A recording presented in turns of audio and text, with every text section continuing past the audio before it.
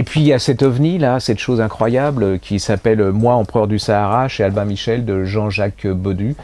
Alors ça c'est hallucinant, c'est l'histoire d'un fils de famille. On est à peu près dans les années fin du 19e, début 20e, vous voyez. C'est une histoire vraie, hein, c'est un roman d'une histoire vraie, c'est-à-dire que le fils va hériter du père, et le père, il a la plus grande entreprise française de sucre, c'est-à-dire qu'ils sont milliardaires pour l'époque. Ils ont une mère absolument odieuse qui va tout faire pour les bouffer, pour les casser, pour les cadenasser. Et lui, bah, il va essayer de s'en sortir, mais voilà, c'est plein d'épisodes recommandés, c'est toute la belle époque.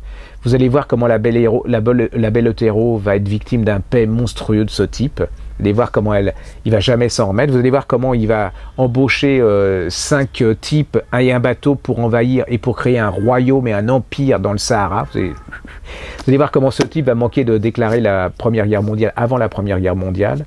C'est limite du surréaliste, c'est une merveille. Une fois que vous êtes dedans, il va finir.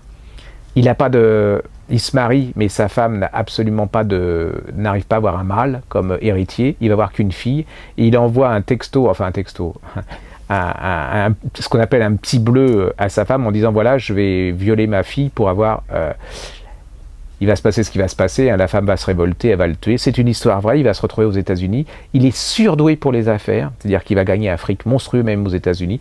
C'est hallucinant. Je veux dire, c'est hallucinant. Et j'en lis des tonnes et des tonnes de livres, et c'est un des rares de cette année dont je me souvienne de l'histoire et de l'ambiance. Allez-y, c'est Moi, empereur du Sahara, Jean-Jacques Baudu, c'est chez Albin Michel.